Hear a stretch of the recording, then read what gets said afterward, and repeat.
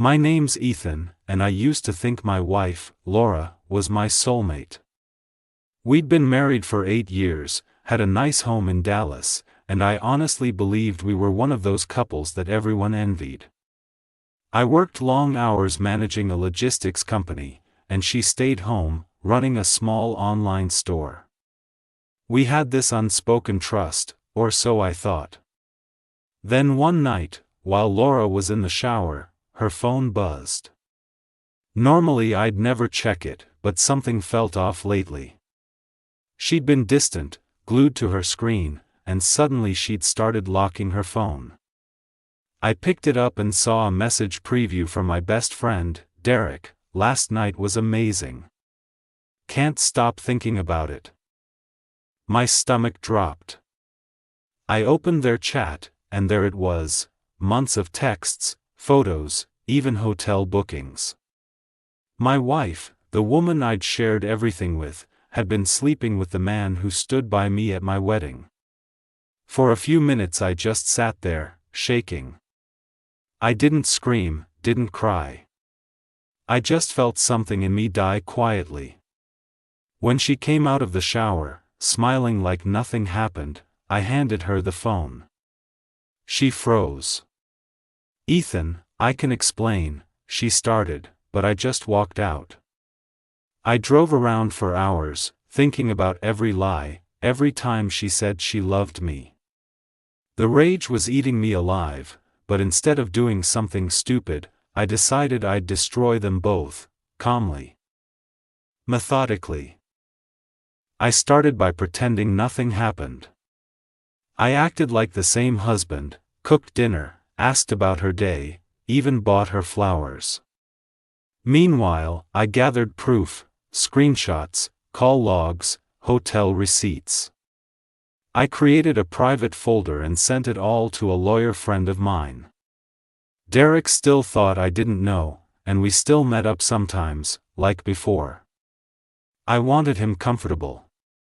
I wanted them both relaxed.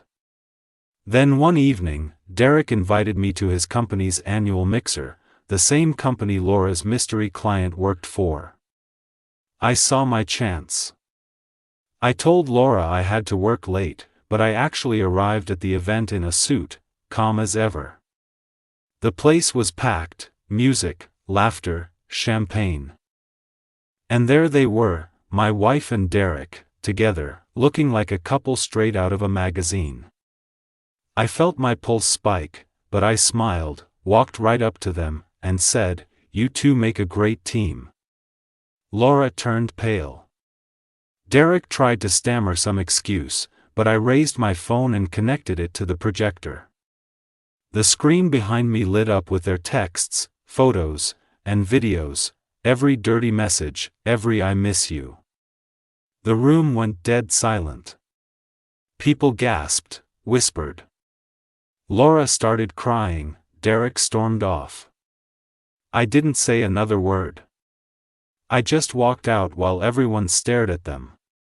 The next day, I filed for divorce. My lawyer had everything ready, thanks to Texas's adultery laws. She lost the house and half of her business. Derek was fired from his company after the HR department saw the public scandal. For weeks, I felt empty, like revenge hadn't fixed anything. Then one night, Derek showed up at my house, drunk, yelling about how I'd ruined his life. I didn't even open the door. I just watched him from the window as he stumbled off into the dark. A week later, Laura tried calling me, begging for forgiveness, saying she made a mistake. I didn't respond. Instead, I posted our wedding photo on Facebook with the caption, 8 years of lies. Lesson learned, never trust someone who can't be loyal when you're not watching. The post blew up.